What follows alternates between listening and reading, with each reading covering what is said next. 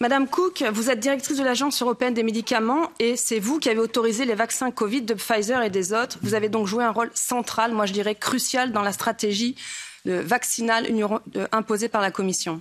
Je ne vous jette pas la pierre, vous avez eu une énorme pression politique. On l'a lu dans les messages qui ont fuité de votre agence. Vous avez donc octroyé une autorisation en 10 jours après avoir reçu la demande officiellement de Pfizer, sans production d'études, et Pfizer qui a sorti un vaccin en moins d'1 an. Madame, plus de 11 000 décès post-vaccination ont été signalés à l'EMA auprès de votre agence.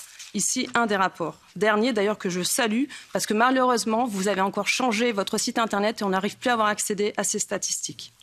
À partir de quand ou de combien de cas vous allez commencer à ouvrir des enquêtes, demander des comptes aux laboratoires? Comment se fait-il que chaque fois qu'un effet négatif des vaccins, je dis bien à chaque fois, ce sont des agences nationales, la Suède ou d'autres, qui ont trouvé en premier, réagi en premier? On se souvient des thromboses, des myocardites, des hémorragies féminines. Et l'EMA a toujours été la dernière à réagir. Alors que vous avez les moyens, presque 1000 employés, 417 millions d'euros de budget en 2022, dont 357 millions payés par les laboratoires pharmaceutiques. Vous nous direz aussi d'ailleurs combien vous verse le laboratoire Pfizer-BioNTech. Dans cette crise, vous avez paru laxiste et pro-labo. Pfizer vous a dit 95% d'efficacité. Vous avez répété 95% d'efficacité. Vous savez, les laboratoires ne disent pas toujours la vérité. Vous devriez le savoir. Vous avez travaillé pour les lobbies pharmaceutiques, excusez-moi. Le dernier temps qui me reste, en fait, je vais la consacrer à Valérie, maman de Justine, que j'avais invitée à venir ici, mais qui est en arrêt maladie et pour cause. Bonjour Madame le député. Ma fille de 20 ans s'est faite vacciner par obligation afin de rentrer à l'école d'infirmière à Montbrison. Première dose, 7 août 2021. Deuxième dose, 28 août 2021. À partir du 12 octobre 2021, malaise, tête lourde, tête oppressée, cerveau embrumé, tachycardie, palpitations, sueur, membres engourdis, vision floue, jambes qui ne la portent plus, fatigue. Se sont enchaînés une multitude de rendez-vous chez notre médecin traitant. À savoir que Justine n'est pas allée voir de médecin depuis 4 ans. Aller-retour dans les hôpitaux, on nous parlait de dépression, de spasmophilie. Tout ça en même temps que Justine essaie de suivre ses études d'infirmière. Elle travaille beaucoup à la maison, se déplace pour les partiels qu'elle valide haut la main, mais n'a pu effectuer tous ses stages. Aucune prise en charge. On ne nous écoute pas. 23 janvier 2022, guérison quasi complète. Justine est totalement guérie. 5 février 2022, pour ses études d'infirmière, on oblige Justine à faire sa 3e dose. Elle dort pendant 30 heures. À son réveil, tous les symptômes sont revenus. Plus de bleu sur tous les membres inférieurs. Herpès, peau qui gratte, après alimentation, modification du goût. Elle n'a plus accès à son cerveau selon ses propres mots. Grâce au bleu, nous sommes un peu plus pris au sérieux. On nous dit effet indésirable dû au vaccin, mais personne ne l'écrit. 6 avril 2022, rendez-vous au service des infectieux à l'hôpital Nord de Saint-Étienne. Le professeur nous dit Covid long. Pour confirmer ses propos, il fait faire une prise de sang, sérologie négative. Justine n'a jamais eu le Covid. À la demi-mot, il reconnaît que c'est le vaccin, mais ne l'écrit pas.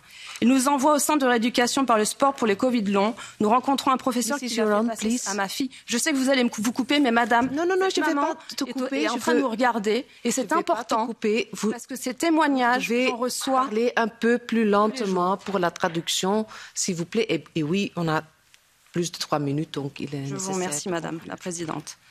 Nous savions pertinemment que ce n'était pas dû au stress. Nous partons sans prise en charge. Le professeur me demande de m'occuper de la rééducation de ma fille. Durant le test à l'effort, le cœur de Justine monte à 194 battements par minute et reste à 122 battements par minute pendant plus de 30 heures. En effet, à son réveil, elle se lève à 122. J'appelle le professeur, inquiète, il me dit qu'elle a dû faire un rêve agité. Nous recevons son compte-rendu sur lequel il écrit « Effet indésirable suite à vaccin contre l'hépatite B ». Malgré mes appels téléphoniques, sa secrétaire m'informe qu'il refuse de modifier. Ne sentant pas capable de gérer la rééducation de ma fille, je lui ai demandé si nous pouvions faire appel à un kiné. Nous allons chez un kiné qui très rapidement décèle un problème cardiaque chez Justine. Elle appelle elle-même notre médecin traitant afin que Justine consulte un cardiologue.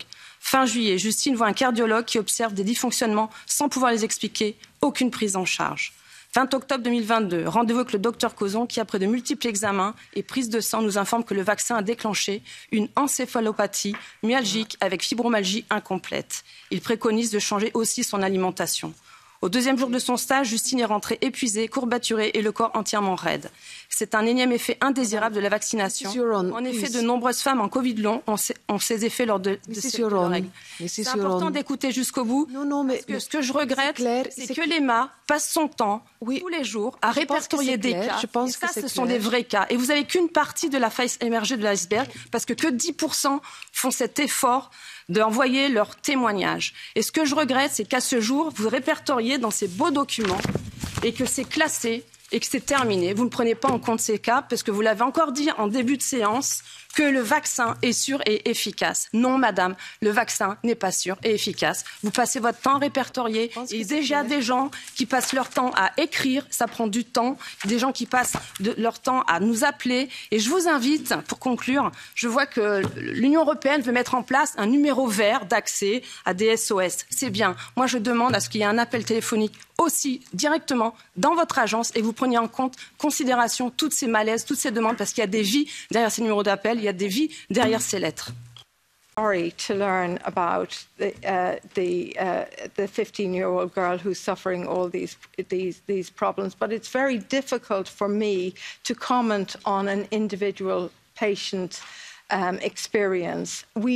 There are patients we have many patients who have done very well, and we have some few patients who haven't done so well. And I think it's important to realise that and to take all these reports very, very seriously, so that they help us to build up the body of knowledge that helps to determine, well, is there something we can do? Is there a risk factor that we can take into account that might prevent somebody having the problems as you have described. Et maintenant, pour en venir à la question sur le financement, je crois qu'il est essentiel que nous disposions d'un système indépendant pour la réglementation des médicaments. Et il est vrai que notre système actuel s'appuie sur des fonds qui sont collectés de la part de l'industrie, mais nous avons une politique très forte en matière de conflit d'intérêts. Nous tenons extrêmement fort à la communication. Nous avons un système d'examen par les pairs qui rend très difficile pour toute personne le fait d'influencer l'issue d'un processus ou d'une demande quelconque vu notre système de lutte contre les conflits d'intérêts et d'examen donc par les pairs. Et je crois que nous devons toujours compléter ce que nous faisons déjà par des financements supplémentaires pour avoir des études supplémentaires, complémentaires. Nous essayons toujours de faire au mieux avec les ressources dont nous disposons, mais il est évident que l'on peut en faire davantage dans toute l'Europe. Voilà, je crois que j'ai fait le tour. Je vous remercie.